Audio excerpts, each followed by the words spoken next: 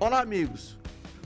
O nosso podcast, Tirando a Limpo, com Rubens Lemos, hoje tem a honra de receber um homem valente, um homem destemido, que enfrenta todos os dias um problema gravíssimo. A vida dele está sempre entre a linha de perigo e a linha de combate.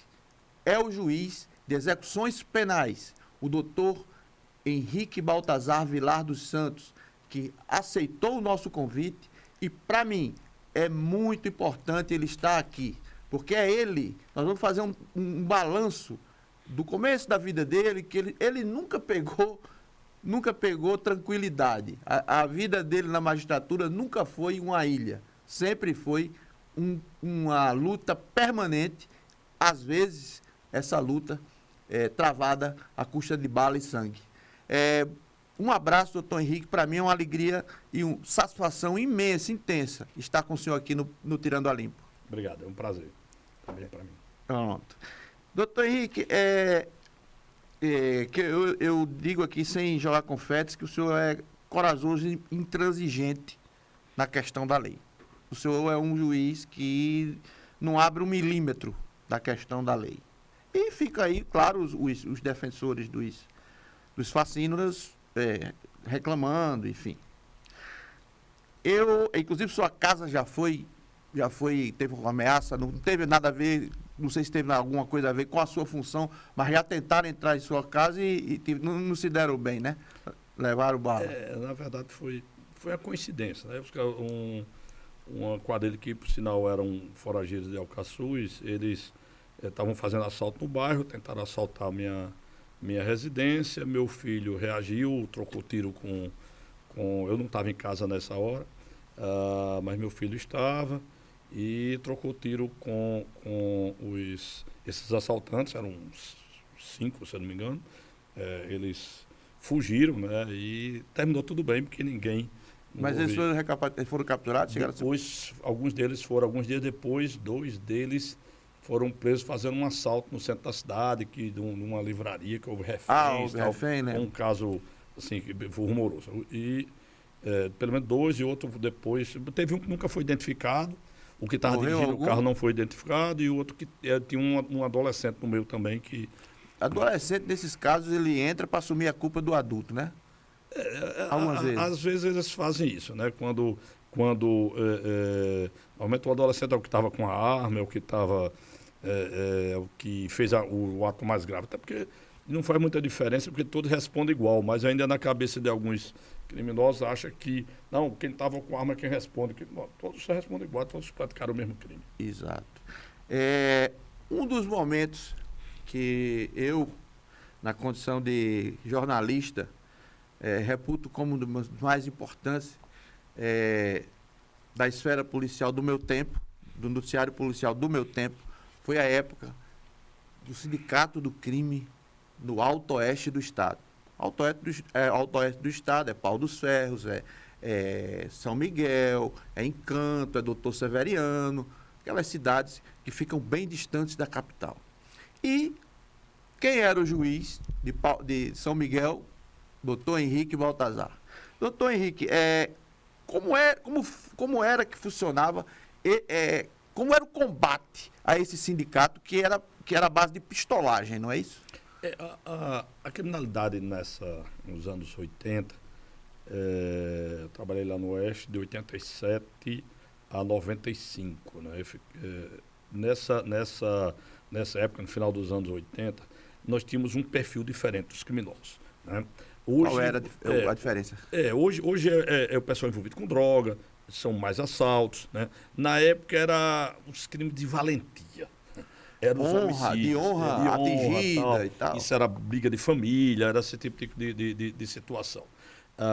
Tanto que quando eu trabalhando em Pau do Ferro, havia presos, né? O presídio de Pau do Ferro foi construído na época, e tinha 80 presos, hoje são 300, né, lá, e esses 80, quase todos eram por homicídio. Né? Você raramente tinha um preso por droga, raramente tinha um preso por assalto, era tudo preso quase sempre por homicídio, era crime de violência. né? Na época, quando eu fui para São Miguel, tinha acabado de ser desbaratado o chamado sindicato do crime, não é o sindicato do crime de hoje, o sindicato O do Oeste. sindicato, ele matava por quê? Era, na verdade, uma briga de família. Começa com uma briga de família. Uma família contra a outra que acabava envolvendo e terminava uma vingança daqui e saíam uns vingando uns aos outros. Parecido Tá? com Exu, né? Em Pernambuco. Parecido com a Exu. Você não via briga, a briga era mais por poder, o sujeito mostrando que era poderoso, de tinha força. ostensividade. Não havia briga, não era por dinheiro, não se matava por dinheiro, não se matava por tráfico de droga, não era isso. Tá? Morreram várias pessoas, mas nisso, um querendo vingar a morte de outro, que aí o outro querendo vingar, e com um pouco de envolvimento político na história. Né? Um dos envolvidos nessa época era prefeito de Pereiro no Ceará, né? Que era uma cidade vizinha a São Miguel. Era qual dos dois irmãos? Mardônio, né? Mardônio de Hóstia. Mardônio de Hóstia. A cidade de Pereiro, a fronteira do Ceará fica a 2 quilômetros da cidade de São Miguel. Na época, hoje eu acho que hoje encosta, né? Hoje encosta. Então você saía de São Miguel e 2 quilômetros você estava no Ceará. Né? E Mardônio tem uma fazenda na estrada. A estrada cruzava a fazenda de Mardônio. E tanto que Mardônio morava em São Miguel. Né? Ele era meu vizinho praticamente, morava uns 50 metros lá de casa, que ele tinha uma casa lá em São Miguel, onde ele morava, porque lá em Pereiro, acho que ele tinha medo de alguma coisa por lá e terminava morando. E aí teve vários deles tiveram presos, né? O Thelminho. Por sua determinação?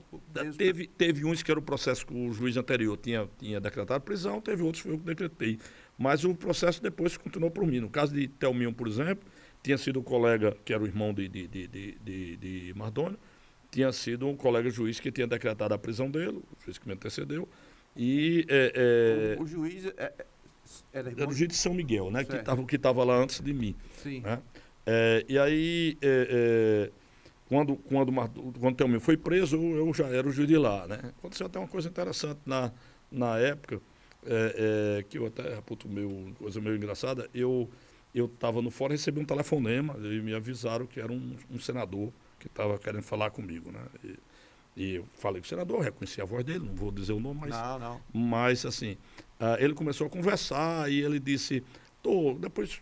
umas besteiras qualquer, um negócio tentando entrar no assunto. Sim, tentando amenizar, fazer... Aí disse, tem um amigo nosso preso aí. Aí eu disse, não, senador, eu não tenho nenhum amigo preso, não. Aí ele, não, mas o senhor não tem... Não tenho um amigo nosso preso, não. Ele disse, não, é meu amigo. Ah, sim, tá. É Thelminho. O que é que a gente pode fazer para ver essa situação dele? Eu digo, olha, eu sugiro que o senhor contrate um advogado, manda um advogado olhar o processo, de repente pode encontrar alguma coisa que pode ajudá-lo no processo. Aí ele disse, não, mas assim, e para ser mais rápido isso? Eu disse, o senhor manda 2 advogados. Aí ele disse, sim, mas assim, resolver de uma vez, o que é que faz? O senhor manda 3 advogados, que eles estudam o processo. Eu queria saber até onde ele ia chegar, quando eu ia chegar com esses 3. Mas quando chegou no 3, ele era inteligente, ele entendeu que eu estava brincando com ele. Doutor Henrique, aqui é a pergunta do jornalista. O senhor entendeu que o senador que lhe fez essa admoestação, né? Ele estava tentando testar a sua honradez, que é conhecida, testar, ou até me pareceu uma certa forma de intimidação branca. Vamos chamar assim. Olha, o que é o senador? Né? Nessa época, nos anos 80, a gente ainda estava saindo do período do governo militar, ainda estava... Então, às vezes, os políticos achavam que podiam tomar certas medidas. Mas quando eu tirava isso de letra, ou brincava com o sujeito mesmo, como fiz com esse caso desse senador, e ele viu que eu estava, como a gente diz hoje em dia, tirando onda com ele. Com isso aí não dá certo, não. Mas teve durante os períodos que eu trabalhei no Oeste, antes, quando eu cheguei lá, tinha história, vinham me contar, algumas pessoas da cidade, que, olha, o juiz fulano trabalhou aqui, fugiu da cidade com medo de que atiraram na casa dele, tal, contavam essas histórias por lá. Eu disse, bom, se tentarem fazer isso comigo, vão perder o tempo, porque, primeiro, não tem um motivo para ter medo, segundo, que vão ter que me enfrentar. E aí... O senhor reagiria a bala? Eu recebi, eu sempre andava armado, né, porque em razão de alguns telefonemas na época que eu recebia fazendo ameaças, e sabia atirar, eu sei atirar sempre. Sabe muito. Sempre gostei de atirar, é um esporte que eu gostava de praticar. Minha esposa também atira. Hoje ela é policial, mas na época ela não era, mas ela gostava de atirar na época, e a gente costumeiramente fazia atirava. E daí que o pessoal terminou descobrindo que ambos atirávamos. O promotor que trabalhava com a gente também era destemido e ele atirava muito bem também. E aí o resultado é que essa história de ameaça desistiram, viram que não funcionava. Né? Nem intimidação política, porque, primeiro é o seguinte, não tem motivo para isso. Político não tem como político interferir no trabalho do judiciário. Ninguém pode tirar a gente da comarca. O juiz é inamovível. O juiz não é retirado por força política. Né?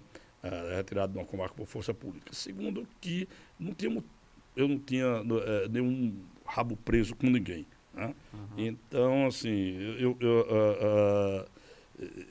minha esposa recebeu umas 3 vezes na época, ela não era ainda funcionária pública, era como funcionária concursada, né, hoje. Na época não era, e ela recebeu assim, com convites várias vezes para assumir cargos comissionados aqui no Estado. Né, político entrava, tentar... e nunca ela assumiu cargo nenhum, nunca aceitou nenhum. A gente disse, olha, dá para viver com o meu salário, e a gente não vai precisar disso, não. Está clara a tentativa de calar. Né? Calar e agradar e tentar fazer você ficar preso a pessoa. Interesse, né? Ao interesse. Aquela época, só para a gente daqui a pouco entrar no momento atual, que é desolador, na minha opinião, o momento atual é desolador, ele é inverso, enfim. Mas naquela época era a época dos pistoleiros românticos. E em São Miguel, quem pontificava era o famoso galã, né? O bandido galã, que era Joca de Sininha. Que era um jeito que, segundo as pessoas da época, era um sujeito muito educado, muito fino, mas que não recusava a proposta para matar ninguém, né? O senhor chegou a conhecê-lo? Não, quando eu cheguei lá, ele já tinha sido assassinado. Eu funcionei no processo da morte dele, que Mainha, que era o pistoleiro que eu teria morto lá na porta da prefeitura, né? Inclusive, não consegui fazer o júri, né, porque a Justiça do Ceará se recusou a trazê-lo para o Rio Grande do Norte na época. Eu marquei o júri umas 2 vezes de manhã e a Justiça do Ceará se recusou a trazê-lo para ser julgado. E o interessante é que depois que eu saí de lá de São Miguel, finalmente trouxeram para ele ser julgado lá e para mim foi um júri assim, não fui eu que fiz, foi outro juiz, mas eu via as notícias no jornal que me deixaram assim, e as pessoas lá me colocaram, deixaram assim, na época o pessoal o Ministério Público não costumava pedir desaforamento em julgamento, nesse caso deveria ter pedido, mas eu vi a notícia assim, quando os jurados o absolveram, foram lá, se levantaram, foram cumprimentá-lo. Tinha tanto medo dele que foram, depois de absolvido. Coisa de filme de máfia, né? Foram lá cumprimentar o réu, que estava preso ainda, porque ele já era condenado em vários processos, e ele ainda ia voltar para o Ceará para continuar a cumprir a pena. E os jurados levantaram e foram lá, até ele cumprimentaram, parabenizaram, porque ele tinha sido absolvido. Isso é uma história que ilustra bem a cultura coronelista que ainda impera em alguns lugares. Né? Pelo menos nessa época o povo tinha medo, sabe? Lá não tinha, como hoje, como eu disse, não tinha assalto, não tinha tráfico de droga, não tinha... mas as pessoas tinham medo de pistoleiros, né? Dos valentões que chegavam lá, que ficavam... Ou que dominavam o terreno e não deixavam ninguém chegar, não é isso? Era uma época diferente, mas sinceramente eu acho que a gente se sentia mais seguro nesse tempo, viu? Porque você sabia o tipo de gente que enfrentava. E tem uma coisa interessante com os pistoleiros presos. Ele respeitava as pessoas, sabe? Ele respeitava a autoridade. Ele tinha aquela história de se você tem uma tarefa, cumpre. Isso. E acabou. Tinha uns policiais lá em São Miguel, que era também conhecido muito corajoso, enfrentava todo mundo e enfrentava na bala, inclusive, né? Um policial chamado Fernando, que era um soldado da PM. Fernando da Gata? Era tão respeitado assim que às vezes ele ia prender alguém Isso aconteceu uma vez que eu vi, ele estava fazendo umas prisões de um moleque que furtavam lá botijão de gás. E aí ele encontrou na rua um sujeito que tinha um mandado de prisão, que eu tinha expedido esse mandado de prisão contra as pessoas. Ele cruzou com um cara no meio da rua, encontrou de repente. E chamou o cara, fulano, o cara respondeu, ele disse, olha, eu sei que tem um mandado de prisão contra você. Você vai na delegacia, você avisa o cabo de dia para lhe recolher, porque daqui a pouco eu volto por lá, viu? Que eu estou indo buscar essa prisão aqui. Agora não vá não, que eu vou buscar vocês. Saiu e o cara foi e se entregou na delegacia. Fernando da Gata é da minha época de Mas você repórter tem uma policial. ideia, outra vez teve um caso com um promotor, que um motorista da ambulância da prefeitura ficou dando cavalo e pau com a ambulância no meio da rua, e o promotor chegou na hora e viu, foi lá, parou o sujeito, o cara parou a ambulância, o promotor chegou e disse, você está preso. Vá na delegacia que eu já daqui a pouco chego lá. E o cara foi e se entregou. E foi se recolher na delegacia. Corajoso promotor, né? Então, assim, nessa época as pessoas respeitavam, sabe? Na penitenciária de Pau do Serra, quando foi inaugurada, eu lembro que eu entrava lá na penitenciária, no pavilhão, entrava no meio dos presos, ia um problema, alguma coisa no presídio, sempre que o delegado queria que o juiz fosse resolver. E eu entrava lá no meio do corredor e passava no meio dos presos. Eu nunca me senti intimidado nem um pouco. Outro estilo. Né? Isso porque eu sabia que o sujeito lá era um homicida que não ia me matar, ele não tinha nada pessoal contra mim. Parte dele já ter resolvido com a vítima. Isso. Ele não tinha nada contra mim, então não ia me atacar. Hoje em dia você não vai arriscar fazer isso. Sabe que corre o risco. Se você entrar dentro do pavilhão, corre risco de ter uma faca no pescoço e você virar refém. Doutor Henrique, só para lembrar e até homenagear, um dos casos que me chocaram bastante, que a minha esposa lá de Pau do Serra, foi a morte do promotor, né? Doutor Manel, assassinado covardemente num sábado à tarde de 97, e que hoje dá nome ao fórum, né? Naquela época, o senhor pegou no processo, trabalhou? Eu trabalhei com o Manel, né? Antes até 95. 95 eu saí de lá. Manel ele era destemido, era um sujeito corajoso, e ele tomou uma atitude que realmente o que fragilizou. Primeiro o seguinte, o Edmilson que matou o Manel era Edmilson Fontes. Ele era penado, ele estava lá, ele cumpria a pena, eu acho que ele estava já no regime aberto, ou semi-aberto nessa época da morte. Eu conhecia Edmilson. A morte foi em 97. Eu conhecia Edmilson, né? E Manel saía para um barzinho, alguma coisa com os amigos, e levava. Ele ficava muito em Anísio. E levava Edmilson como segurança dele.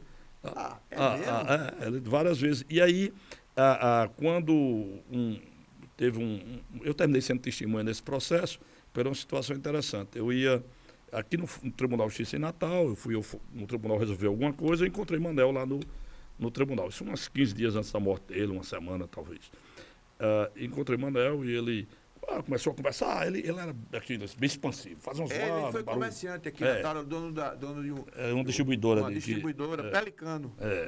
E aí ele foi uma zoada, começou a conversar e chegou e disse, rapaz, eu estou juntando provas contra seu colega que ficou lá no seu lugar. Porque eu estou juntando prova contra ele, eu já tenho muita coisa. E mostrou uma pasta que ele trazia com um monte de documento. Eles vão aqui mostrar essa pasta ao Corregedor de Justiça. Mostrar aqui as banditismo aqui. E eu disse ao juiz lá que se eles pedissem demissão para ele sair limpo, porque senão ele ia sair preso. Eu disse, mano, você... É arriscado para aquela região. Isso é perigoso o que você fez, né? Aí ele disse, não, mas eu não tenho medo dele não. Mas não facilite. Bom, ele entrou, foi marcado outro dia, o corregedor marcou outro dia para ouvi-lo. E aí Manel saiu e foi morto, e o tal do dossiê que ele tinha me mostrado sumiu. Sumiu? Né? Desapareceu esse dossiê, nunca foi encontrado.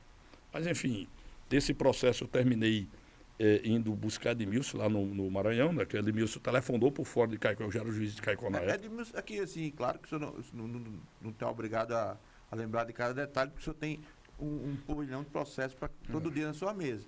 Mas Edmilson foi de uma covardia total, né? Ele matou quem o protegia. Edmilson era meio, assim, eu diria que ele era um sujeito meio, era psicopata. Ele foi, segundo ele contou, Lacerda tinha intimidado ele, dizendo que se ou ele matava Manel ou Lacerda regrediu o regime dele por fechado e por isso que ele matou. Você não justifica de forma nenhuma esse tipo de coisa, foi uma covardia enorme. Ele entrou no fórum, atirou em Manel, atirou o outro rapaz que estava lá como vigia do fórum, que era outro penado, que estava cumprindo pena lá, prestando serviço no fórum, não era vigia realmente, era uma penada que estava cumprindo pena, trabalhando à noite lá no fórum, tentou segurá-lo, ele matou também o rapaz. Né? Foi as duas mortes. E quando Edmilson, a polícia estava procurando, a Polícia Federal, o Ministério Público aqui pressionou o governo federal mandou a Polícia Federal procurar Edmilson, e estavam na pista dele, e um dia eu estava em Caicó e o telefone toca, naquele tempo tinha Bina, o identificador de chamada, né? O Bina. Era aquele celular que parecia um tijolo. Não era celular, era telefone de mesa mesmo. Sim. Né? E aí telefonou quando atendia, era Edmilson, e ele disse que queria se entregar, porque estava com medo da polícia matá-lo, queria se entregar, ele só se entregava se fosse eu que fosse buscá-lo lá. Omissão. E eu disse, onde é que você está? Eu estava vendo no Bina o prefixo, né? Que você sabia. O código, né? O código. Mas eu perguntei, onde é que você está? Ele disse, eu estou em Pedrinhas. Não estava, ele estava em São Luís, o prefixo era de São Luís. E aí eu disse, sim, ele, como é que você quer fazer? Aí ele disse, você vai me dar o seu telefone para eu ligar para você?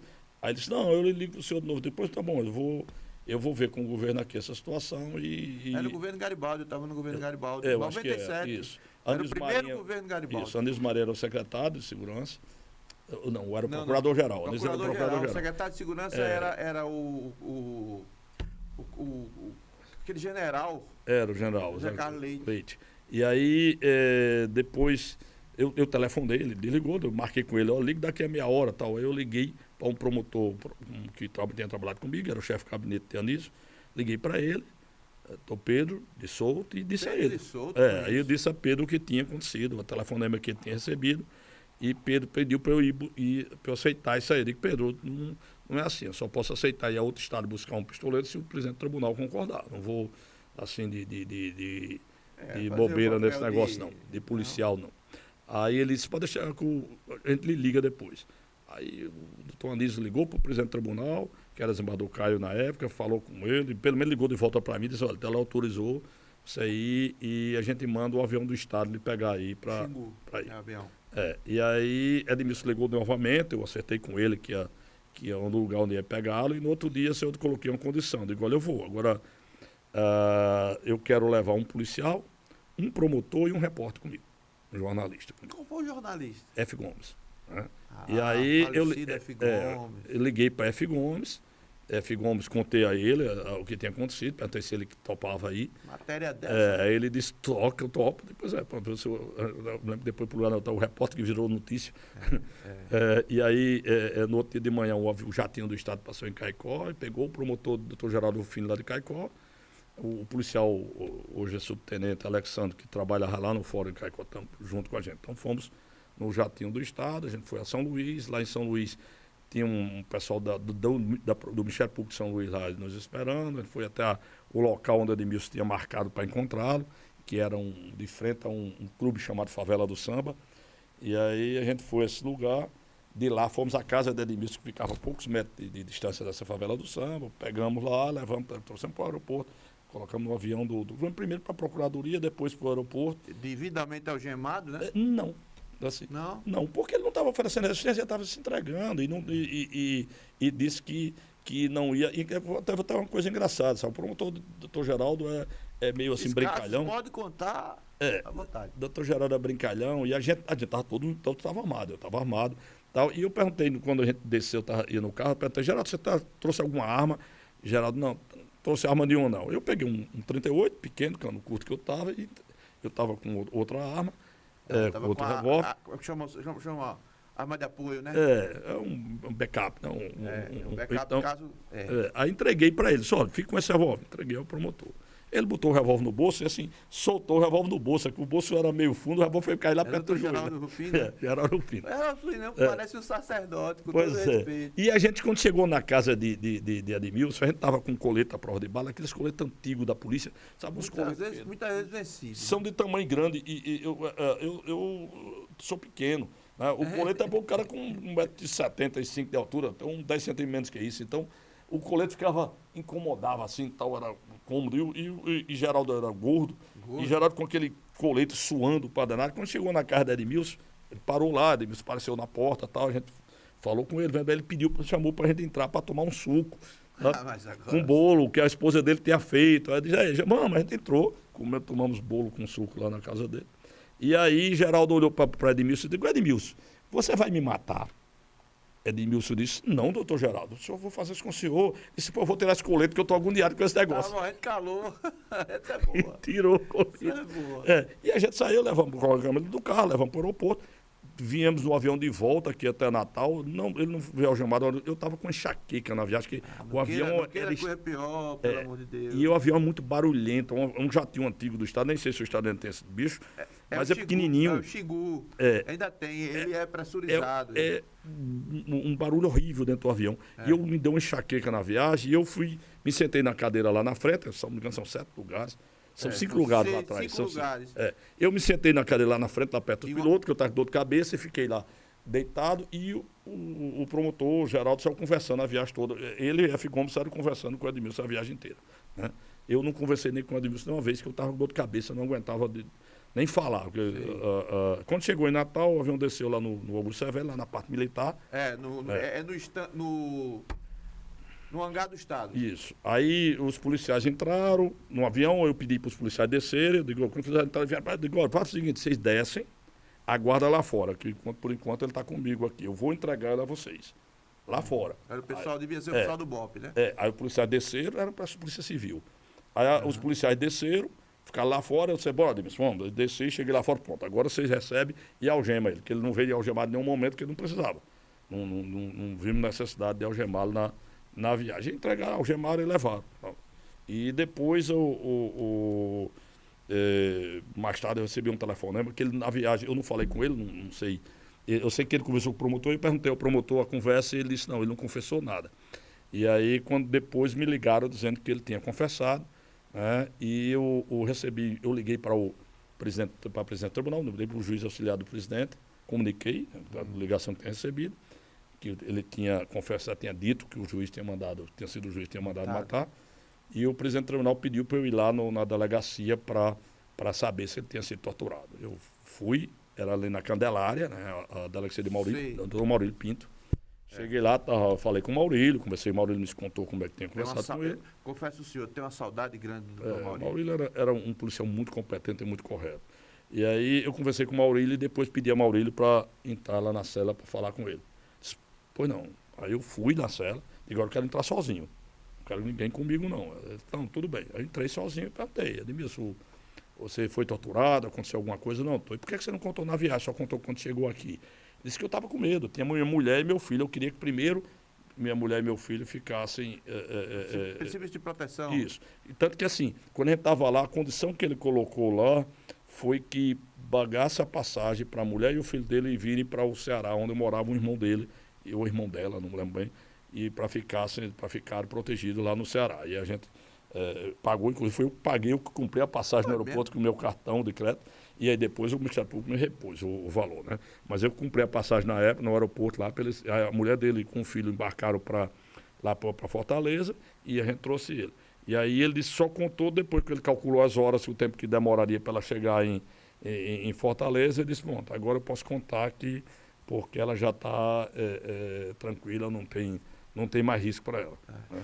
Inclusive, o juiz Lacerda, eu estava como secretário de comunicação do governo da falecida professora Vilma de Faria, ele enviou umas cartas, estava em Roraima, ele enviou várias cartas com versões, que citavam vários nomes, ele enviou várias cartas com uma coisa assim inverossímil, com histórias com uma ficção muito grande, mas depois foi preso lá, né, em Roraima, eu não sei nem o que é feito dele. Não, ele morreu, faleceu. Morreu, né? Eu soube, na verdade, que ele faleceu de Covid. Agora nos últimos 2 anos, um ano um pouco atrás, mas quem me falou foi o Ministério Público aqui, que um promotor que me contou que ele tinha falecido agora de Covid. Mas ele cumpriu pena, foi quando era 36 anos, cumpriu parte da pena aqui, progrediu de regime, mas foi lá para o norte, né, para Roraima, onde morava um familiar dele lá, um irmão, parece, uma irmã, acho que é uma irmã que mora lá. E aí ele foi para lá e vivia por lá. Eu nunca mais tinha tido notícia dele, não. Só eu lembro agora. que na época que eu ia para Alto Sérgio, que eu tive uma vez eu não digo desprazer, mas o incômodo, porque ele parecia dentro da cidade assim um imperador. Ele era um sujeito extremamente violento, assim, arbitrário, e conta a versão da rua e alguns repórteres me confirmaram que o plano seria matar o promotor. Isso Edmilson, não sei se disse, eu acho que disse. O plano era matar o promotor. Edmilson dormiria uma noite na casa do juiz e depois disso, de manhã, iria embora de Paulo Sérgio. Edmilson teria desconfiado logo. Por que eu dormi na casa do juiz? Porque o interesse era matá-lo também, para o assunto não derivar do que deu, né? Não chegar no que deu. Mas essas lembranças, embora sejam de fatos ruins, mas é preciso que o Rio Grande do Norte conheça a história que um dia viveu, de que tudo se resolvia nessas regiões mais distantes. A honra era paga com sangue. Mas vamos ao que acontece hoje, doutor Henrique. Eu vou tirar o óculos, porque de perto eu leio sem óculos. Eu gostaria muito que o senhor comentasse um post no Twitter, respondendo ao militante, que para mim é uma categoria que já vem do berçário com a fita assim: eu sou chato. Ele nasce já assim, para mim. Isso aí sou eu que estou dizendo. E o Twitter, eu já peguei a sua resposta. Diz assim: prisão não é um tipo de hospital para regenerar presos. Seu objetivo é a redução do crime e a proteção do restante da população. Ressocializar-se não é escolha pessoal. Eu achei pesado, concordei inteiramente com o que o senhor disse, e eu queria que o senhor aprofundasse esse ponto de vista, que para mim é um tanto filosófico. Muita gente fica achando que ressocialização é a obrigação do Estado. A lei determina a ressocialização. A lei não diz isso. A lei de execução penal não fala disso, não fala que essa é a obrigação. O que a lei fala, na verdade a lei diz o seguinte: o Código Penal diz que a pena será fixada conforme seja necessário e suficiente para reprimir e prevenir o crime. Ou seja, a pena deve ser aquela que for suficiente para punir o sujeito e servir de exemplo para os outros. Sim. Né? E a lei de execução penal diz que o Estado deve dar, a execução penal deve dar condições para ressocializar. Não diz que vai ressocializar. Tá? Ressocializar é uma coisa bem mais ampla. Né? Ressocializar envolve a vontade pessoal, a vontade do sujeito, o sujeito querer se ressocializar, as condições para isso, a estrutura familiar e tudo mais. Se você partir da ideia de que a pena deve ressocializar, aí você pega um milionário envolvido, um falcatruas, que é o sujeito que bebe vinhos importados e vai para o melhor restaurante, esse sujeito já está socializado o suficiente. Não tem socializado o suficiente para roubar o erário. Né? Pois é, para que ele não vai ser ressocializado, já é socializado. Né? O sujeito, se você também partir do princípio que é o objetivo da pena é ressocializar, significa dizer que se o sujeito não tiver ressocializado, não deve ser solto, nunca. Então, o sujeito que praticou um crime que não seja tão grave, mas ele é um sujeito que não está ressocializado, vai ficar preso a vida toda. Nunca será solto porque não está socializado. São os dois paralelos, os dois extremos. Então, a pena, cadeia não é um hospital, cadeia não é um tratamento para o sujeito virar bom ali. A cadeia, primeiro, o objetivo dela é punir, fazer com que o sujeito não pratique crime, seja castigado pelo aquilo que ele fez, e durante aquele tempo que ele está preso, ele não pratica outros crimes. Né? E também servir tanto para ele como para o resto das pessoas como um aviso: olha, praticou crime, você vai ser punido. Né? Infelizmente, hoje no Brasil, por causa desse tipo de discurso, e como teve esse discurso desse militante que eu respondi aí, hoje é um discurso que muda completamente a coisa. Então, o sujeito pratica um crime e é preso. A pena hoje nunca equivale, não está sendo mais equivalente à gravidade da conduta. Né? Então, o sujeito que pratica crimes gravíssimos passa pouco tempo preso. Melhorou um pouco depois da lei anticrime de Moro, né, que entrou em vigor em 2020, em janeiro de 2020, mas ainda assim está bem longe de ser. Imagina um sujeito que mata, estupra e mata uma criança, né? A pena que ele vai receber é bem inferior do que deveria ser. Nós temos um apenado aqui, não vou dizer o nome, mas ele é condenado a mais de 100 anos de prisão por várias mortes aqui em Natal, estupros e mortes. Né? Ele estuprava e matava as mulheres. Eu me desculpe aqui a todos, se acharem que não é um direito, mas eu acho que um sujeito desse é irrecuperável. Então, o sujeito desse condenado a mais de 100 anos, aí, porque a lei na época dele, hoje diz que é 40 anos, mas na época dizia que era 30 anos. Ele está preso há 30 anos. Né? Então, esse foi... 30 anos na cadeia? Está 30 anos na cadeia. Esses crimes dele que ele praticou foi por 95, 90 e pouco aqui em Natal. Na época foi... ele é conhecido, tem um apelido maníaco da Zona Norte. Assim. Eu me lembro, bom, tem até quem vai para Genipabu tem lá um santuário de uma das vítimas. Então ele é condenado, matou várias pessoas e tem mais de 100 anos de prisão. Mas ele passou 30 anos preso. Né? E aí pode sair da prisão. Né? Pode sair da prisão. A pena que sai no júri, desculpe aí, a pena que sai no júri é uma fantasia. A pena real são 30 anos. No máximo 30. Pode passar mais de 30 anos preso no Brasil. E qualquer outro crime, quer dizer, tem crimes que é um sexto da pena. Então o cara comete um crime, ele foi condenado a 12 anos, na verdade 2. Porque ele vai ficar preso 2 anos. Depois disso vai progredir de regime. Isso, na verdade, nem será os 2. Por quê? Porque hoje a lei possibilita várias coisas. Por exemplo, estudo, o sujeito termina se ele não tinha estudo e faz o primeiro grau, ele passa no ENSEJA, né, no exame do ENSEJA, ele tem 177 dias de pena perdoada. Né? Se termina o segundo grau, 133 dias a mais. Se ele lê um livro na cadeia, 5 dias a menos de pena, e daí vai. Um monte de outros benefícios que a lei coloca. Pessoal, não, você é contra da leitura, que o preso estuda? Não sou contra isso aí. Eu acho até porque isso tem utilidade porque faz ocupar o sujeito. O que eu acho é que não justifica você ter 4 meses de pena a menos, né? Que é uma pena que já é cumprida num percentual bem pequenininho, conforme o tipo de crime, em relação ao crime. Do crime. E aí você começar. Então o sujeito fez o ENEM, fez o ENSEJA, fez o ENEM, começa a ler alguns livros, não sei o que, e de repente um ano de pena é perdoado dessa maneira. Aí o presidente da República, que eles podem fazer isso, qualquer presidente da República pode, todo final do ano, não precisa ser do final do ano, o pessoal tem a história, não, é o indulto natalino. Não, o indulto natalino ficou como apelido, porque normalmente eles fazem isso no final do ano. Mas no governo do FHC ele fez 2 vezes no mesmo ano. Então, o presidente da República pode simplesmente baixar um decreto aí, é decreto, não é lei, não precisa do Congresso, é o presidente que faz, dizendo, eu perdoo 1/3 da pena de todo mundo aí que estiver preso. Tirando os crimes hediondos, ele pode perdoar. Eu estou achando que a gente vai chegar nisso. Não, mas é assim todo ano. Só nos últimos 4... Eu acho que vai piorar. Veja, nos últimos 4 anos nós não tivemos.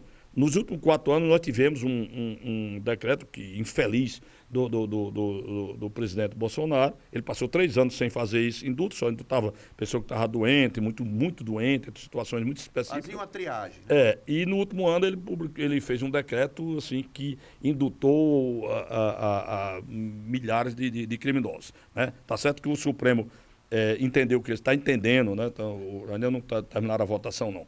Mas se está entendendo que é inconstitucional, esse decreto está sendo na esteira daquela história do perdão lá de um deputado. Mas estão entendendo que ele abusou desse decreto, então não será aceito. Mas esse ano o presidente atual pode fazer isso. Ele pode simplesmente, no final do ano, baixar um decreto, como já fez outras vezes. Quando ele foi presidente antes, todo ano ele fazia isso. Um decreto perdoado 1/4 da pena. Perdoado 1/4 da pena. Depois de 4 anos, 1/4, o cara está totalmente perdoado. E por que fazem isso, na verdade? É uma política criminal? Não, é para esvaziar as cadeias. Por que é para esvaziar as cadeias? Porque custa dinheiro. Infelizmente... Quanto custa um preso por dia? O trabalhador que ganha salário mínimo saber. Não, um preço não custa barato, mas o raciocínio tem que ser outro. Deixa eu colocar só um minutinho para vocês isso aí. Calcula-se, porque é um cálculo muito difícil de fazer, porque você tem que calcular a depreciação do presídio, quantos anos para a depreciação do custo que é num presídio, um custo de pagar todos os policiais penais, o salário de todo mundo, a alimentação, bababá, todas as despesas. Então, calcula-se que um preso custa entre R$1.500 a R$2.000 por mês. Mas aí você vai raciocinar. Dizendo, não, R$2.000 é mais do que o que ganha um trabalhador, né? É um preço alto. E o custo da insegurança? Quanto é que não custa a insegurança? Quanto é que não custa você ter que ter toda uma estrutura policial para tentar lhe defender um pouco? Isso custa para o Estado. E quanto custa também pessoalmente para você ter que manter uma estrutura de segurança na sua casa, cerca elétrica, muro alto, um cachorro, vigia, sei lá o quê. Se mora em prédio, uma estrutura de cadeia, né? Da própria casa. Que as pessoas têm hoje em dia. Um prédio, você tem que também ter toda uma estrutura de segurança naquele prédio. E para aquela pessoa que foi vítima de um crime, que perdeu o pai, perdeu o filho, perdeu o... Qual o custo da segurança? É isso. É por isso que meu raciocínio, na verdade, é o seguinte. O Estado paga pouco, gasta pouco com cada preso. Na verdade, era para gastar mais. Na verdade, o Estado... porque o custo não é no preso, o custo é para nós que estamos fora. O custo é para o resto das pessoas. Então, se você consegue montar... Se o Estado gastar mais dinheiro e montar uma estrutura de segurança que funcione, isso é muito mais positivo, sabe? Não importa se você gasta 10 mil por mês para manter o sujeito fora do mundo, fora da comunidade, fora da sociedade. Desde que as pessoas tenham segurança para viver. Desde que você possa criar seus filhos com qualidade, com tranquilidade. Hoje, você tem algumas... um monte de praça em Natal que é totalmente abandonada, você não vê ninguém lá. Aqui e acolá você tem uma pracinha que tem gente, aí quando você vai atrás tem uma guarnição lá da Guarda Municipal, ou tem uma guarnição da PM lá naquela praça, por isso as pessoas estão lá. Eu estava de férias na Europa e ficava super admirado. Você chegava a qualquer hora do dia ou da noite nas praças, um monte de gente, nos parques, uma cidade de 200, 300 mil habitantes, tem a floresta no meio da cidade, que é um parque. Mas é uma floresta. Tá? Você caminha dentro daquela floresta, tem raposa ali. E é dentro da cidade. E você não anda com medo de ser atacado ali naquele lugar. Né? Naquele lugar. Aqui no Natal, por exemplo, você não pode ir na praça. Numa praça que tem de frente à sua casa, você não pode estar de noite ali para pegar seu filho e brincar, ou seu cachorro, e brincar ali na praça, porque você tem medo do que pode acontecer. Então, para mim, o custo, o que se gasta para manter um bandido preso é barato, porque aquilo ali se repercute em prol da sociedade. O problema no Brasil é que foi isso o contrário. A segurança das pessoas. A segurança das pessoas. No Brasil, o que se faz é o contrário. Se soltam o Estado para evitar custos, solta criminosos. E solta criminosos que não deviam estar soltos. Né? Doutor Henrique, me responda uma coisa. Duas perguntas emendadas na outra. Ressocialização é uma ilusão? Não, acontece. Só que é difícil. Qual percentual em relação aos reincidentes? Não, é difícil dizer isso porque as estatísticas no Brasil não funcionam. Né?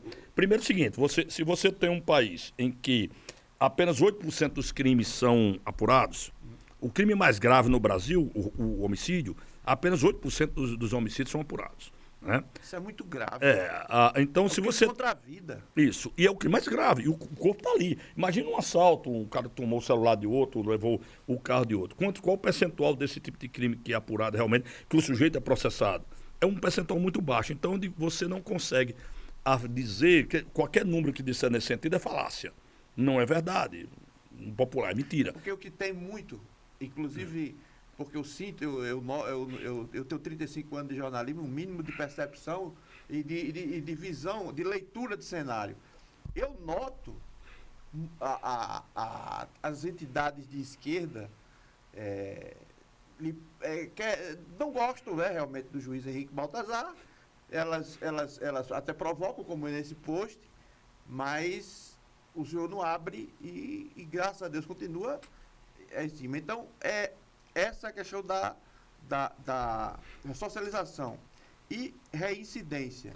Pois veja, como é que eu posso dizer qual é a reincidência se o sujeito não é pego? Existe uma pesquisa aí que diz que o sujeito que é um assaltante que é pego, na verdade, ele foi pego no 20º crime que ele praticou.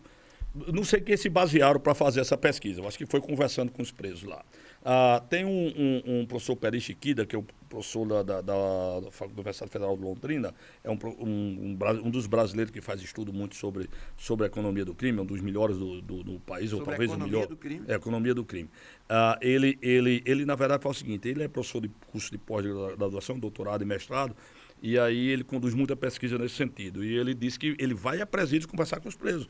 E conversa, e pega informações, e os alunos dele fazem isso, vão para presídios conversar com os presos. E a maioria dos presos diz a ele, que estão presos, diz a ele duas coisas. Primeiro, está arrependido. Por quê? Porque foi preso. Não está arrependido por outro motivo. Porque não se entregou depois que fez. Ele só está arrependido porque foi preso. Tá? Ele não está arrependido porque se arrependeu de ter praticado a conduta. Ele está arrependido porque a polícia o pegou. Isso a gente vê frequentemente. Você faz a audiência, o advogado pergunta para você está arrependido? Estou, senhor, estou muito arrependido. Aí eu sempre complemento. Por que você está arrependido? É porque eu estou preso. Sim. Lógico. Ele não está arrependido porque ele se arrependeu da conduta. Full HD para ele? Ele não está arrependido da conduta que ele fez. Está arrependido porque foi preso. Né? Então, a primeira coisa que esse arrependimento é porque foi preso. Segundo, que o crime compensa. O crime no Brasil compensa. O crime no Brasil compensa. Sabe? O sujeito que tinha um apenado aqui em Natal, era um assaltante e tal, estava preso, passou alguns anos preso em Alcaçuz, 5 anos mais ou menos, eu não me lembro o tempo exato, mas diziam mais ou menos 5 anos. E aí progrediu de regime e fugiu, desapareceu. Né? A história que a gente sabe, ouviu falar, é que o cara é milionário, tem uma fazenda enorme lá no Mato Grosso, naquela região, Mato Grosso do Sul, por ali, Mato Grosso do Sul, naquela região. Centro-Oeste. Com não sei quantas cabeças de gado, tudo que ele juntou, comprou, praticando crimes. Né? Praticando crimes. Então, esse sujeito, o sujeito, sei lá, conseguiu roubar 10 milhões de reais. Conseguiu um patrimônio de 10 milhões de reais. Passou 5 anos preso, 2 milhões por ano. Você ganha 2 milhões por ano? Coitado de mim. Pois quase pouca gente consegue ganhar isso aí. Aí vale a pena o cara ficar 5 anos preso e depois. Isso se ele resolver se afastar do crime. Né? Esta semana aqui em Natal a polícia estourou uma quadrilha que história de um roubo de diamante aí, de um furto de diamante, um roubo de 500 mil reais, né, de diamante. Deram azar, foi pego, alguns deles foram pegos numa operação policial. Se não fosse pego, 500 mil reais compensa? Então, no Brasil, o crime compensa. Nossas leis são ruins, são mal aplicadas, nós não temos uma estrutura de investigação. A Polícia Civil, nós temos bons policiais aqui no Rio Grande do Norte e no Brasil, né? Que é a Polícia Judiciária. Nós temos bons policiais no Brasil, no Rio Grande do Norte também, que fazem um esforço danado, mas com estrutura defasada e com equipe defasada. Você vê um delegado de polícia respondendo por 4, 5 delegacias, o cara não consegue. Como é que ele vai conseguir apurar os crimes? Né? A maior parte das pessoas vão lá na delegacia fazer o BO apenas porque precisa do documento para o seguro, para poder fazer um novo celular ou outra coisa parecida. Porque precisa do documento do BO para provar alguma coisa. Tá? Porque saber que o bem vai ser recuperado, quase todo mundo sabe que não será. Tá? Quase todo mundo sabe que não vai ser. Mesmo se o assaltante for pego, ele não vai recuperar o seu bem. Tá? Quase todo mundo sabe disso. Então, por quê? Porque o cara pode até ser preso, vai passar alguns meses na cadeia, talvez alguns anos, e depois vai ficar com a renda do crime. Então, Peri Chiquita diz que o crime no Brasil compensa. Né? O crime, para algumas pessoas, o crime não compensa quando há um efeito moral muito forte em cima disso. Alguém que não era conhecido. A mídia e tal. Não só amigos, amigos também. Pessoas que não eram conhecidos como criminosos, pessoas que jogavam futebol com você, que convivia com você e de repente é descoberto que ele é criminoso e todo mundo, a maioria das pessoas quer distância dele, aquilo destruiu toda a estrutura de vida dele. Então há um baque moral também sobre a vida dele. Né? Isso talvez seja o efeito mais forte. Mas cada vez se tenta evitar isso no Brasil. Se tenta evitar que o criminoso tenha sofrimento. Hoje em dia é proibido a polícia divulgar a foto de um bandido que ele pegou. Eu estranho muito. Uma coisa que, para mim, eu me colocando no lugar do leitor, do leitor de internet e tudo. Polícia prende assaltante de banco. Aí não tem. E bota a foto com um negão da cara, assim, para nem aparecer o rosto do sujeito. A Polícia Civil, a Polícia Militar, ou Polícia Penal, sei lá, Polícia Militar, que geralmente é quem prende. Polícia Militar prendeu um assaltante que roubou uma mulher nas proximidades do Nordestão. fere todos os princípios jornalísticos. Nós jornalistas temos que esclarecer. Quem tem que, e isso está se tornando um lugar comum. No caso do Diamante, saiu a notícia. A polícia faz uma operação e prende 3 advogados. Quem são esses advogados? Por que saia do ladrão de galinha? Não sai. Não é nem do ladrão de galinha, não sai o nome mais. Não pode publicar mais o nome. Nem do ladrão de galinha. É uma lei, hoje é proibido fazer isso. Né? Então não publica mais o nome. Você vê a notícia, a imprensa, o suspeito, o cara pega em flagrante, acabou de matar alguém. O suspeito, que suspeito? Todo mundo viu ele matando. Facada, é suspeito. É só suspeito. Mas é suspeito, e não pode dizer o nome, não pode publicar a foto dele. É decisões dos tribunais brasileiros, dos tribunais superiores. É proibido fazer isso, é proibido divulgar. Então, nem essa força, esse mal moral, o sujeito tem mais. Então, se o mal da pena quase não existe, o mal moral também quase não existe, então compensa. Termina ficando compensador a praticar crimes. É muito. No Brasil, infelizmente, está sendo assim. Está sendo hoje. E a cada dia as decisões da própria justiça estão caminhando nesse sentido. Né? Estão caminhando para se tornar cada vez mais compensador praticar crime. Estou vendo a hora começando. A justiça determinou que se devolvesse os 100 quilos de cocaína do sujeito lá que foi preso. boa.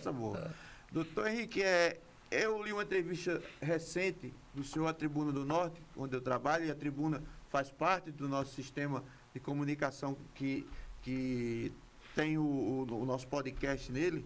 Eu vi uma entrevista em que o senhor disse que o Estado virou refém das facções ou do crime. Eu gostaria que o senhor explicasse.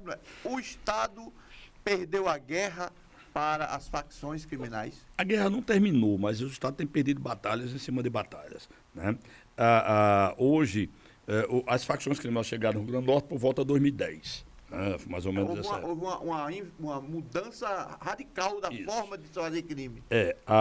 Nessa época, você chegava, por exemplo, em Alcaçuz, tinha uns bandidos que todo mundo conhecia. Que era fulaninho, um cara parrudo, forte, brabão, não sei o que era o que... Era o xerife do pavilhão. Pois é, esse termo aí. Era o xerife do pavilhão. Todo mundo conhecia e sabia que aquele cara botava a moral lá e mandava no presídio. Depois de 2010, as facções começaram a chegar e começaram a matar esses caras. Acabou. Não tem mais esses xerifes foram mortos. Né? De repente, você viu uma notícia do cara que foi arrancada a cabeça dele lá dentro do presídio. Ele era um xerife. Exemplo, né, pois é, ele é xerife. E as facções passaram a controlar o presídio. Mais ou menos de 2015 a 2017, o Estado do Rio Grande do Norte perdeu total controle sobre o sistema prisional. Isso naquela rebelião. Né? Na rebelião em 2015... Aquela rebelião foi desmoralizando. Veja, não estou nem falando, não estou falando da de 2017, que foi a famosa que foi internacional. 2017. A 2015, na verdade, o Estado perdeu o controle em 2015. Então, e como o Estado nós estamos há 8 anos nas mãos do crime. Depois a coisa muda um pouquinho, mas deixa eu contextualizar. Até 2015, o Estado começou a perder o controle aos poucos. O Estado começou a ceder o controle do sistema prisional para criminosos. Né? E aí, antes, o que o Estado estava acostumado com isso... Negociava com eles, inclusive? Não, simplesmente não impedia. Antes disso, o Estado tinha perdido o controle para os xerifes, né? Aqueles bandidos perigosos. E era uma coisa mais ou menos consentida pelo Estado. Você sabia que elas faziam um pouco de vista grossa com isso aí. Depois, quando as facções chegaram, elas passaram a controlar o sistema. Então, em 2015, aconteceram várias rebeliões aqui no Rio Grande do Norte. Se você procurar, você vai ver que de março a agosto de 2015 foi uma sequência de rebeliões. E os presos chamavam quebra das trancas. Então, eles arrancaram as grades dos presídios. Então, os presídios ficaram sob controle dos presos totalmente durante esses 2 anos. Chega 2017, janeiro de 2017, aquela rebelião que foi notícia no mundo inteiro. Né? Foi a notícia mais importante. Repito, quem está dizendo sou eu. Aqui. Foi a notícia que foi mais importante de um governo de 4 anos, que era o governo da época. Quando o Estado perde, aí o Estado desnudou, ficou claro para todo mundo que o Estado não tinha controle do sistema prisional. Depois disso, o Estado resolve assumir o controle. né? Então, no final do meio do ano 2017 para frente, o Estado assume o controle do sistema prisional. Então, o que é que acontece? As facções são enfraquecidas, né? Por quê? Porque o crime era controlado de dentro dos presídios. Depois de 2015, principalmente depois de 2015, antes disso já tinha fatos, mas principalmente isso se torna regra depois de 2015. Você tem ideia, a coisa era tão séria que existe a gente chama na justiça a maleta. A maleta é o quê? É um equipamento eletrônico que existia lá, era a BIM que fazia isso, que trazia, era um aparelho que detecta celulares. Então a gente chegava com essa maleta lá em Alcaçuz, colocava lá, ela fazia um rastreamento, identificava todos os celulares que estavam dentro da área da Alcaçuz. Tá? Então, pessoal, aquele negócio de botar uma torre, não sei o quê, isso é besteira. O que é que a gente fazia? Podia fazer isso todo mês, se quisesse. Chegava lá na porta do presídio, você detectava todos os celulares e oficiava para as empresas, para Claro, Oi, TIM, não sei o quê, para cada todas as empresas, esses celulares têm que ser desligados. E as empresas desligavam o celular, acabou. O cara tinha um aparelho que não servia para nada, porque ele não tinha como botar uma rede nele. Bom, então isso se fazia, você fazia... bloqueava 250 celulares, no mês que vem ia fazer novo, tinha mais de 250. Era isso que eu ia perguntar. Tudo bem, tem a maleta da ABIN, chega a maleta da ABIN, detecta os celulares, mas as visitas, né? Aí que tá, as visitas, não era só as visitas, também corrupção, entrava celular. Eu trabalhei em processo policial, que trabalhava lá em Alcaçuz, foi processado porque vendeu arma para pistola para preso, a etc. A corrupção diminuiu o que em aconteceu? Alcaçuz? Em 2017, quando o Estado assumiu o controle, o Estado tomou algumas medidas muito sérias. A técnica que Mauro aplicou, uma delas é que ele chama segurança proximidade. Mauro, muito bom secretário. A segurança proximidade, ou seja, a segurança proximidade e o fim do barulho. Então, como o sujeito tem que ter silêncio dentro das celas, primeiro, controlou o presídio, colocou as trancas. Segundo, os policiais estavam nos corredores do presídio, certo? Ouvindo, andando. Então, se você está dentro de uma cela à noite, no silêncio, né, Alcaçuz, o cara começar a bater lá para cavar o chão, o policial escuta, o barulho ecoa lá dentro do pavilhão. O policial ia lá na cela. O senhor participou dessas discussões para melhorar? Participei. Então, o que aconteceu? Acabou. As facções pararam de controlar os presídios. E as facções estavam controlando aqui fora. O mundo aqui fora, o Rio Grande do Norte já tem, principalmente Natal e cidades vizinhas aqui, tem bairros que a polícia, não digo que não entra, mas só entra como a gente usa na linguagem popular de ruma. Se for um carro de polícia lá, tá errado. O Maurílio dizia na tora. Na tora. A polícia no bairros aqui na Grande Natal, que a polícia só entra se for na tora. Se for vários carros de polícia e sabendo que vai enfrentar tiro, né? Vão tomar tiro. Então, significa dizer que temos regiões do Rio Grande do Norte já que são controladas pelas facções. Então, as facções estão ganhando aqui fora, estão. Dentro dos presídios elas perderam. Elas não têm controle no presídio. O Estado continuou controlando. Por isso que fazem rebeliões querendo moleza, né? E o pior que hoje, assim, o discurso... eu até acredito que, na verdade, estão sendo enganados pelas facções. Esses órgãos que fazem esse trabalho estão sendo enganados. Tem nada de ideologia, né? Não, bom, você que está dizendo.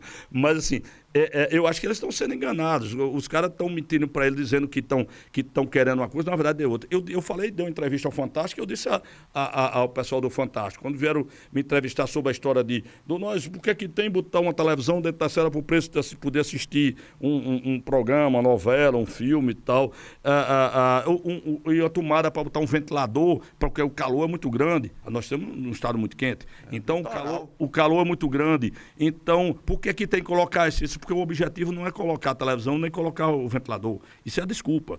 Sabe? O objetivo é ter uma tomada para carregar o celular. Por que não tem celular hoje no presídio? Não é que não entra, não. Até pode entrar. Corrupção ainda continua existindo de corrupto em todo lugar. Então, é possível entrar. O problema é que você não tem como carregar o celular.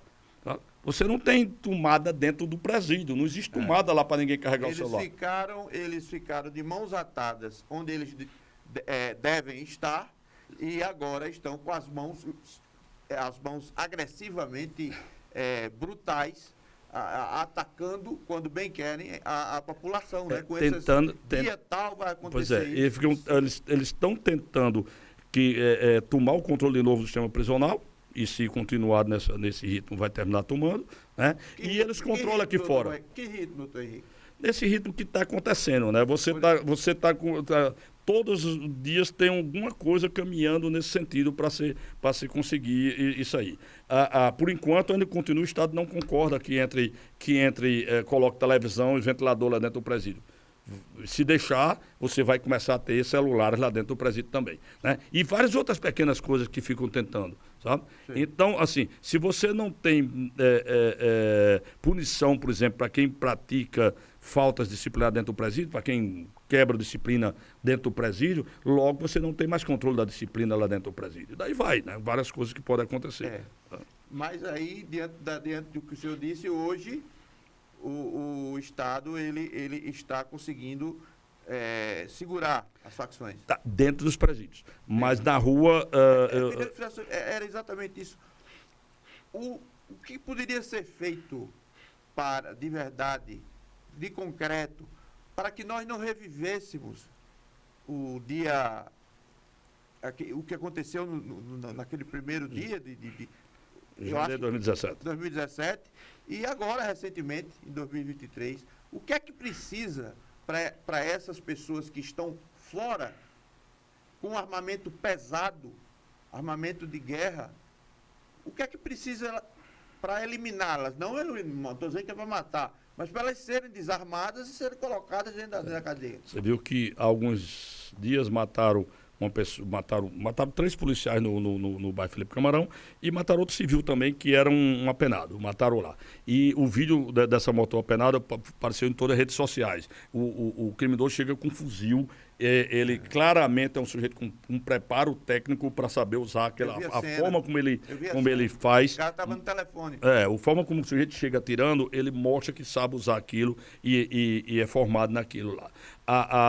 Como é que você pode evitar? É com trabalho policial. Primeira coisa, o Estado continuar mantendo o controle do sistema prisional. Ainda está mantendo, apesar de que hoje, eu digo assim, não tenho nada contra os advogados em si, até porque 2 filhos meus são advogados. Infelizmente, alguns advogados se prestam ao papel de levar recado do crime, praticar crimes. Tem advogado preso por isso. Tem advogado preso por isso, né? Então, alguns se prestam a esse tipo de comportamento, né? O que é muito ruim. Mas esse comportamento ainda está possibilitando algumas coisas, os recados entrarem. A facilitação das visitas, por exemplo, nas unidades, a liberação total e restrita das visitas da forma que querem, isso aí também levaria à possibilidade do controle de novo o escritório do crime dentro do presídio. Tranquilo, voltaria a ter, porque o acesso das pessoas, a forma, a facilidade lá dentro de conversar, de levar recado, de planejar junto com familiares, também ampliará isso. Então, evitar que essas coisas aconteçam, primeiro passo. Segundo passo, aqui fora, melhorar o trabalho policial. E como é que você melhora o trabalho policial? De início, tendo mais policiais. Né? A Polícia Civil do Rio Grande do Norte é muito pequena. Eu vi a delegada da presidente da Associação dos Delegados de Polícia dizendo, a ex-presidente, agora mudou, mas ela contando uma vez que o quadro da Polícia Civil do Rio Grande do Norte é extremamente defasado. Não lembro agora qual o percentual, mas nós temos muito menos policiais civis do que deveríamos ter. Então, você tem que melhorar o quadro da polícia para poder cobrar o resultado do trabalho da polícia. Você não tem até como chegar para a Polícia Civil e querer uma produção muito grande de trabalho, você não tem nem quem faça. Né? Hoje, o pessoal sempre termina, o governo termina, todos, não estou falando do governo atual, termina falando, não, porque a polícia militar, porque a polícia militar é ostensiva, você está vendo os carros de polícia rodando. A polícia militar é a única presença do Estado que chega nas comunidades pobres. E aí vê o carro da polícia, leva para as pessoas aí dentro que o Estado está trabalhando. Quando, na verdade, o que dá mais resultado é o trabalho da Polícia Civil.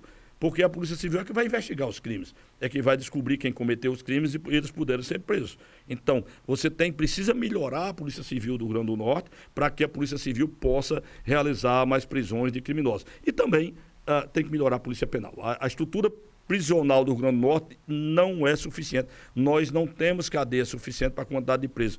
E até tem algumas cadeias, mas não tem como colocar os presos lá porque não tem policiais. Por exemplo, Mossoró tem um pavilhão novo, foi feito lá na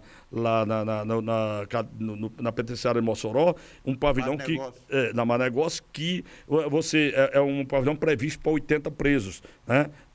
E você não tem nenhum preso lá, porque não tem policiais para cuidar daquele pavilhão. Então, se você tem uma polícia penal que é insuficiente, você também não consegue controlar isso. Então, e você não pode prender porque não tem onde botar.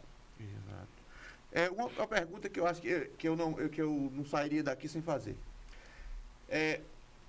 Desde 2016, eu estava inclusive trabalhando como assessor de imprensa do Tribunal de Justiça do Rio Grande do Norte, mas isso não tem nada a ver. Eu já não estou mais.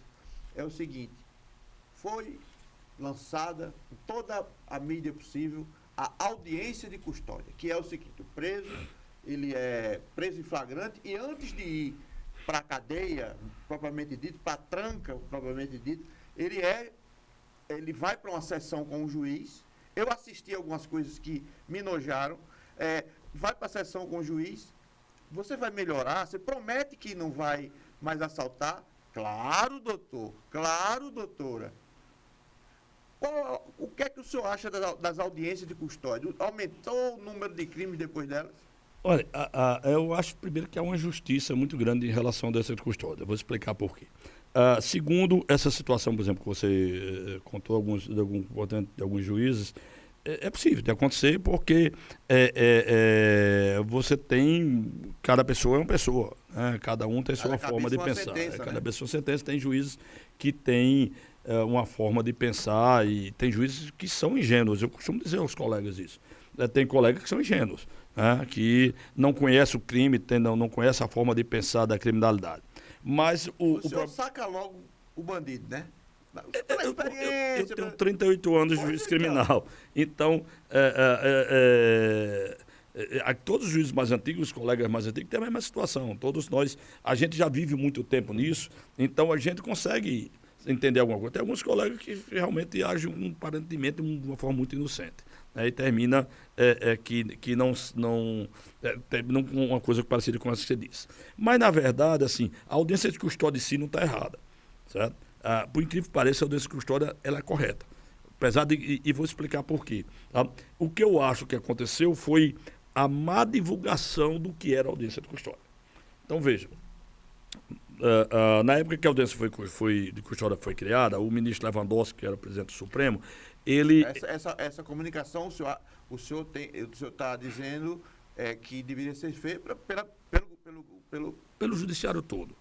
Mas o tribunal também errou. O discurso do presidente do Tribunal do Rio Grande do Norte, na época, o discurso do presidente do Supremo Tribunal. O que eles foram para o discurso, e o discurso foi o seguinte... É o ministro Lewandowski e o eu acho que era Cláudio Santos, que era o presidente. Era o assessor de imprensa dele. Então, eles chegaram e disseram o seguinte... a audiência de custódia nós temos que diminuir a porta de entrada na cadeia, tem que prender menos gente, e aí tem que criar um freio, um funil, para entrar menos gente nas cadeias, porque as cadeias estão superlotadas. Esse é o erro do discurso. Tá? O motivo da audiência de custódia não é esse. Eu faço audiência de custódia. Certo? É um revezamento dos juízes criminais da capital fazendo audiência de custódia. Isso. Então eu fiz, há poucas 2 semanas atrás, eu fiz audiência de custódia. Né? Então, o objetivo da audiência de custódia não é esse. O objetivo é você ter uma prisão melhor. É você peneirar o que está preso, a pessoa que está sendo presa, para saber quem realmente deve ficar preso. Então, vamos lá. Você está, quando chega na audiência de custódia, você é um jornalista, uma pessoa séria, de respeito, eu não conheço ninguém que fala mal de você. Né? Ainda bem. Então, a não ser por problema político, que é outra coisa. Mas aí todo mundo tem. Né? Mas não sobre a sua moral. Então, digamos, você, preocupado com os assaltos que estão acontecendo no seu bairro, você compra um revólver. Um revólver, né? Até clandestinamente. Não, legalizado, tá bonitinho, compra na loja, tanto legalizado, mas você só pode ter ele em casa, não pode ter no carro. Eu sou craque. Então, vai lá, você é craque, mas digamos que mesmo sendo craque, você tem que ter arma em casa, mas não pode estar com ele na rua. E aí você sai pegar sua filha que ela não sei se você tem, mas digamos, você tem uma filha adolescente que está lá que está na escola lá jogando, tal, treinando vôlei, você vai pegar ela de noite no colégio e vê uma notícia lá, tá vendo assalto, não vendo não sei o que tal, você preocupado, você não, vou levar o revólver por garantir minha filha. Você bota o revólver dentro dali, não está pensando em matar ninguém, está pensando em defender sua filha, se houver alguma coisa, e vai buscar sua filha na escola. E lá no caminho tem uma blitz policial, e você é pego, e você está com a arma, você não podia estar com a arma, você não tem um porte, tem só a posse, e aí você é preso, levado para a audiência de custódia. Certo? Então, veja, quando chegar lá, o juiz vai olhar e vai dizer, pô, Rubens, você não tem antecedente, você não tem história de crime, você não tem envolvimento com nada de criminalidade, não tem motivo para você ficar preso. E vai lhe soltar. Certo? Já por outro lado, chega Alain Zico, é o nome de um criminoso aqui no Rio Grande do Norte. Chega Alain Zico lá na audiência de custódia. Quando chegou na audiência, eu pego o processo. Pô, você tem 8 processos, tem já 4 condenações, tem 4 processos de andamento, tráfico de droga, homicídio, não sei o que, um monte de coisa. Foi pego com revólver também, numa situação parecida. Também estava na mesma blitz que você foi preso, ele também foi. Né? E eu chego lá e disse, olha, você tem um histórico criminal que não permite que você ficar em liberdade, então vai ficar recolhido. Né? Então, veja, 2 casos, 50% foi solto, 50% ficou preso. O discurso que vai ficar é, a custódia está soltando? Não, a custódia está analisando as situações. Eu estava na custódia, na última final de semana que eu fiquei na custódia, 2 semanas atrás, e nesse dia 7 pessoas foram presas. Caiu muito o número de prisões aqui no Rio Grande do Norte. Mas num dia 7 pessoas tinham sido presas. Na verdade, foi 9 pessoas, 2 foi num processo. Teve uns num processo. Então, 2 deles assaltantes estavam fazendo assalto à mão armada. Certo? Eu decretei a prisão deles 2 e 2 foram conduzidos para o sistema prisional. Os outros, dos novos, outros 7, todos tinham sido presos ou por uma Maria da Penha sem muito cabimento. Maria da Penha é agressão à mulher. O cara nem tinha agredido, tinha só ofendido. Tinha dito palavrão com a mulher e foi preso. A mulher chamou a polícia chegou lá e prendeu. O outro porque bebeu, ele pilotou uma moto, estava de moto bebendo, né? Bêbado, então não matou ninguém, um cara não tinha antecedente, um empregado do comércio, um rapaz de bem, não tinha antecedente, história nenhuma criminal, mas tomou uma e foi pego. Né? O outro que foi pego com um cigarro de maconha, um crack, uma pedrinha de crack, coisa de 2 gramas de crack. Né? Pô, eu soltei todos 7. Porque eram besteiros, 2 assaltantes eu deixei preso. Tá? Aí você, porra, de 9, soltou 7, mais de 70% foi solto. Foi, mas é porque não tinha motivo para deixar eles presos. Então, o objetivo da audiência de custódia não é soltar. O objetivo da custódia é você ter uma prisão melhor, você examinar quem vai ser preso. Imagina lá, nessa mesma história aí, você chegou lá foi preso, a pistola chegou com a arma, chegou lá, o delegado disse, não é afiançável, não, você vai ter que tem que caminhar para o juiz. Aí vai botar no papel, vai mandar para o juiz na sexta-feira, o juiz só vai examinar na segunda-feira vai mandar para o promotor, na terça-feira voltar para o juiz, você ficou preso sexta, sábado, domingo, segunda, terça, na quarta-feira que você vai ser solto. Né? Você passou 5 dias preso sem necessidade.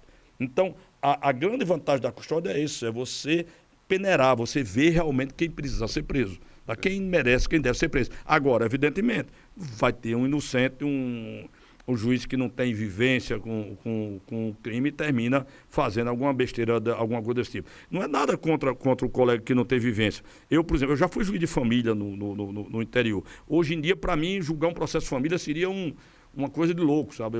Eu respondi por outra comarca um dia desse e teve um processo lá de um problema de família que eu ficava desesperado, sem saber o que fazer, porque não tenho vivência daqui. Tava fora do meu métier, né? da minha especialidade. Né? Então acontece às vezes. O erro foi na divulgação, disseram e divulgaram errado o que era a custódia, e daí criou essa imagem, né? Criou essa imagem que não é, na verdade, a imagem correta. Né? Se você for examinar direitinho na custódia, às vezes o pessoal bota lá na rede social, a custódia está soltando todo mundo. Eu digo, meu amigo, quem foi solto aí que você está falando que foi? Não, o cara cometeu, diga o nome. Aí, fulano tal foi solto. Aí eu olhei e disse, não, ele foi solto, ele está preso. É porque as redes sociais estimulam a calúnia, né? Porque assim, as pessoas divulgam as coisas sem se informar direitinho. né? E às vezes, e até porque não é divulgado. Ninguém, lá na custódia não tem um jornalista como fazia antigamente, que o setorista. Ficava lá foi solto, foi preso, anotando, botava todo mundo. Foi muito. Não tem mais isso. Pois é, não faz mais isso, não existe mais isso. Só para a gente adiantar aqui, doutor Henrique,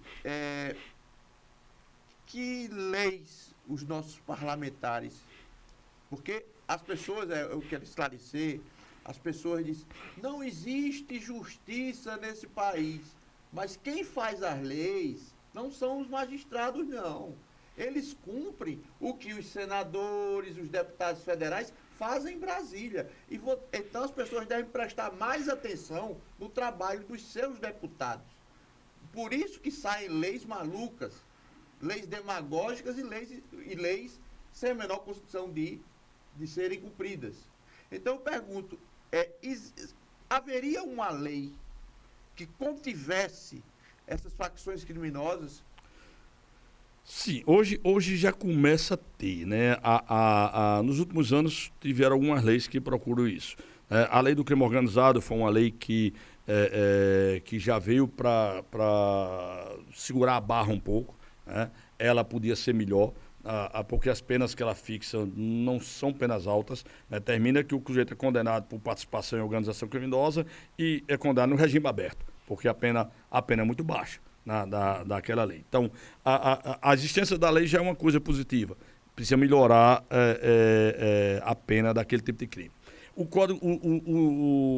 códigos precisam, o Código de Processo Penal, por exemplo, precisa ser melhor trabalhado.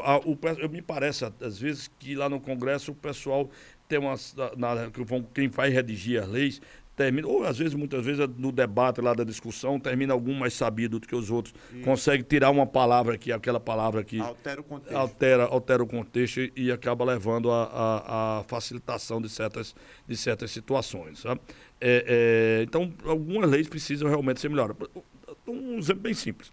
Na lei do anticrime, que é do ministro Moro, que é do final de 2019, essa lei, dezembro de 2019, entrou em vigor em janeiro, essa lei sobre os percentuais colocados para o sujeito ter direito a uma progressão de regime, ela aumentou o percentual de vários crimes. Aí, por um erro de redação na lei, o sujeito autor de crime hediondo, que era o sujeito que, digamos, ele tem um histórico, 5 roubos, foi condenado 5 roubos e um latrocínio.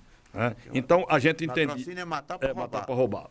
A gente entendia que ele é reincidente. Se é reincidente, o percentual vai ser do latrocínio. Como o crime hediondo,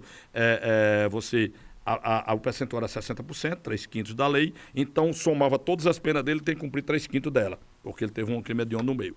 A forma como foi redigida foi colocado que se ele for reincidente específico, da forma como está. Então, daí é o seguinte, esse mesmo camarada que tem 5 condenações por roubo e 1 por latrocínio, ele não é reincidente específico. Então, por aqueles roubos, como eram crimes antigos, ele vai cumprir 1/6 de cada uma pena dele e do latrocínio vai cumprir 40%. Então, na verdade, por um erro de redação, tá? Um erro de redação da lei. Terminou beneficiando muito os autores de crime hediondos.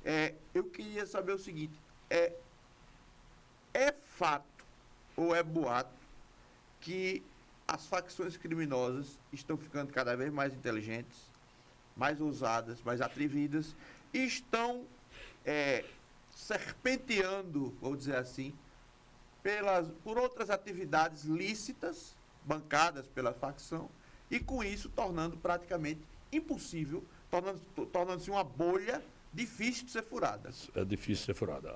É fato. Não só isso.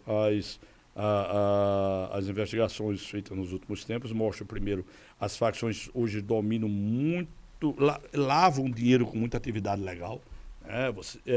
Já tem políticos eleitos pelas facções. Eu conheci candidatos na última eleição. O Rio Grande do Norte por hora está fora? Não, tem também. Também. É muito grave. É muito grave. Então, veja, e tem pessoas ocupando outros cargos também. Recentemente foi divulgado uma investigação de que algumas facções estão pagando cursinhos para pessoas fazerem concurso para juiz e promotor. imagine. De repente você vai ter tem juízes e promotores que são ligados a facções, né? E pode passar, é um concurso.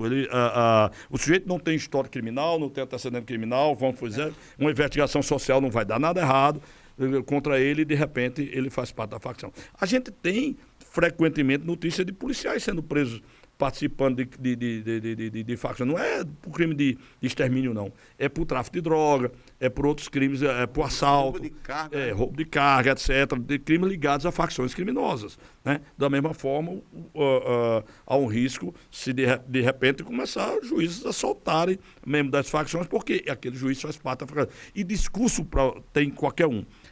Eu lembro que a gente brinca no judiciário dizendo o seguinte: você, em qualquer caso, qualquer que seja a decisão, você pode tomar qualquer decisão. Basta que tenha uma fundamentação para isso. Você encontra fundamentação tanto para condenar como para absolver. Tá? E a gente vê isso direto nas notícias dos tribunais superiores, né? Por exemplo, na jurisprudência do STJ, aquele camarada que foi preso há poucos dias, lá acho que foi em Brasília, que sequestrou uma menina de 12 anos para estuprar essa menina, de acordo com a jurisprudência do STJ, ele não podia ter sido preso, porque o policial não estava investigando.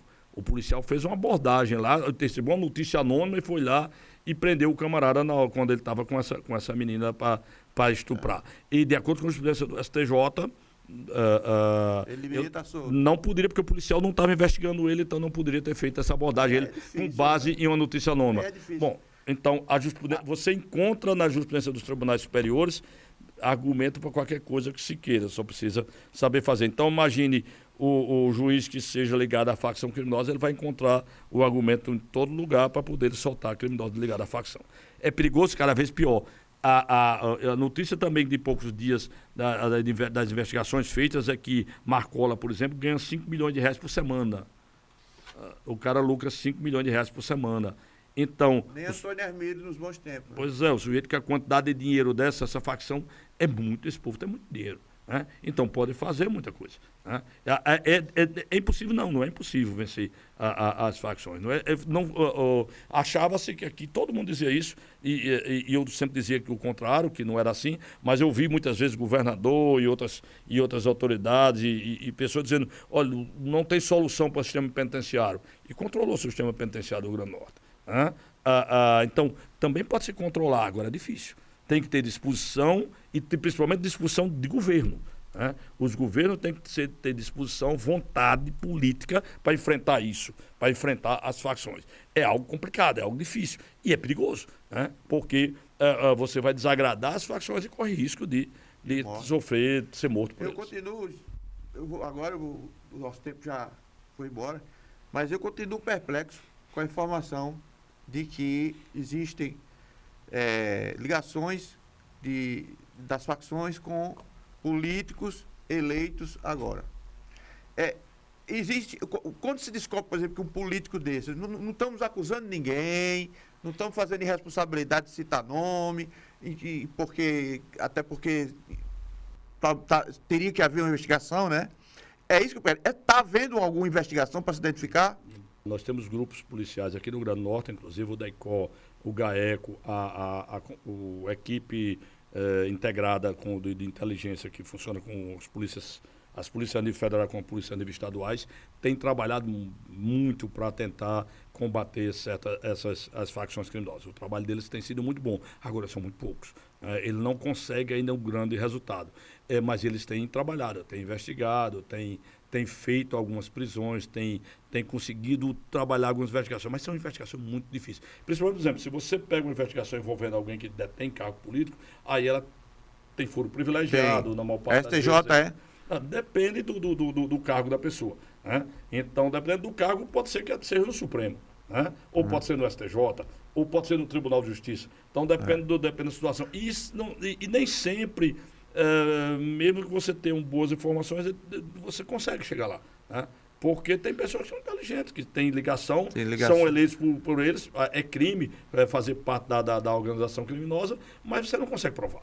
Né? Isso está difícil. Provar, então e isso, além de tudo, estimula que outros façam a mesma coisa.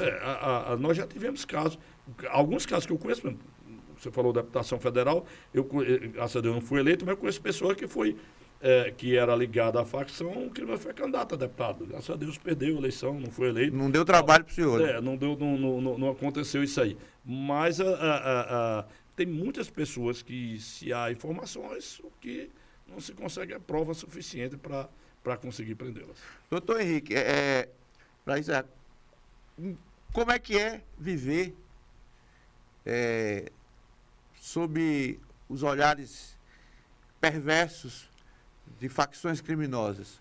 O senhor e sua família, como é viver e como é a sensação de não abrir mão da luta?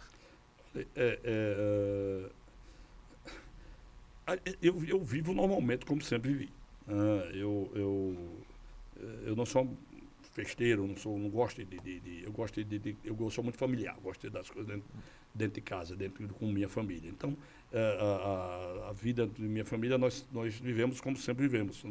Toda a minha família tem um pouco disso aí, é muito caseira, né? Então, a gente não tem muito esse perigo. A gente procura evitar, a gente segue regras estritas de segurança. Nós temos muitas regras de segurança que nos são impostas, inclusive pelo GSI do Tribunal de Justiça. O Gabinete de Segurança Institucional do Tribunal de Justiça nos dá recomendações para vivermos, né? E a gente procura seguir isso aí. Para mim não muda muito, porque aquilo que ele disse que eu não fazer, eu já não faço mesmo. Então não muda, não muda isso aí, né? Não tem problema com isso aí. Se o colega que tem o contrário, que gosta, por exemplo, de frequentar certos lugares, isso aí... Sair em rede social, tal. Que gosta de, sei lá, jogar futebol na praia, é perigoso. Ir para carnaval fora de época. Ir para o carnatal lá no meio isso é perigoso. Aí você vai estar em lugar que você corre risco de acontecer alguma coisa com você. Quem gosta disso aí tem mais dificuldade, né? O trabalho é trabalho. Para mim, eu era bancário, né? Eu trabalhava no Banco do Brasil e eu sempre brinco com o pessoal dizendo o seguinte: quando deu os primeiros anos de juiz, eu ganhava 20% menos do que eu ganhava no Banco do Brasil. Então eu saí do Banco do Brasil perdendo dinheiro. Para mim, cumprir com minha obrigação é aquilo que me deixa realizado. Eu gosto de fazer aquilo que eu entendo que está correto. Eu procuro trabalhar o mais certo possível. Vou erro como qualquer um, não sou milagreiro para só acertar sempre, porque claro, vou errar alguma coisa. Se alguém disser que não erra, é mentiroso. Todo mundo erra. Todos nós. Ayrton Senna errou e morreu lá. Ninguém esperava que ele, Imola. que ninguém esperava que ele errasse. Errou e aconteceu isso, né? Então todo mundo pode errar, né? Mas eu procuro fazer o correto, procuro viver cumprindo aquilo que eu me propus a fazer. O podcast Tirando a Limpo agradece com muita satisfação, com muita alegria por tanto que foi discutido aqui, a presença do doutor Henrique Baltazar, juiz das execuções penais, que cuidam, dentre outras coisas, das sentenças que são aplicadas ao crime organizado. Então, um abraço a todos e até a próxima edição.